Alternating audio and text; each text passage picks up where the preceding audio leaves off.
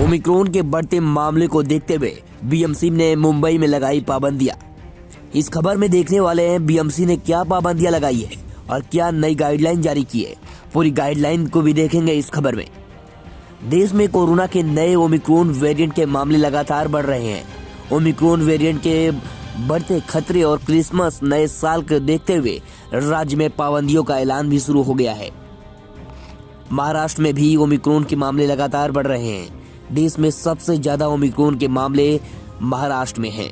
Omicron के बढ़ते मामलों को देखते हुए बृहन्मुंबई नगर निगम यानी बीएमसी ने शनिवार को नई गाइडलाइन जारी की और आम जनता से क्रिसमस और नए साल के जश्न के दौरान भीड़ से बचने का आग्रह किया। हालांकि बीएमसी ने कोविड दिशा निर्देशों का उल्लंघन करने वालों के खिलाफ सख्त कार्रवाई की चेतावनी दी है।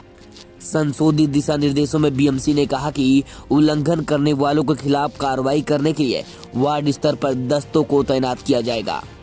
आदेश में कहा गया है कि शादियों और अन्य समारोह के दौरान दिशा निर्देशों का पालन करना सभी के लिए जरूरी है।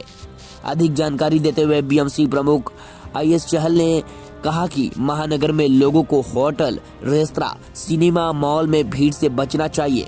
उन्होंने कहा कि विवाह और अन्य कार्यों के लिए उपस्थिति के नियमों का सख्ती से पालन करना भी जरूरी होगा।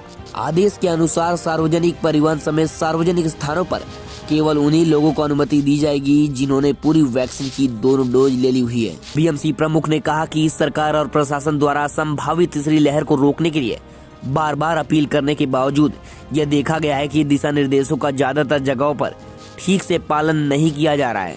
उन्होंने कहा कि नागरिकों के सहयोग के साथ साथ टीकाकरण अभियान के प्रबंधन और गति के कारण वर्तमान में महानगर में प्रकोप की स्थिति नियंत्रण में थी। आपको पता होगा कि महाराष्ट्र ने शुक्रवार को ओमिक्रॉन वेरिएंट के 8 नए मामले दर्ज किए, जिससे राज्य में संक्रमितों की कुल संख्या बढ़कर 48 हो गई।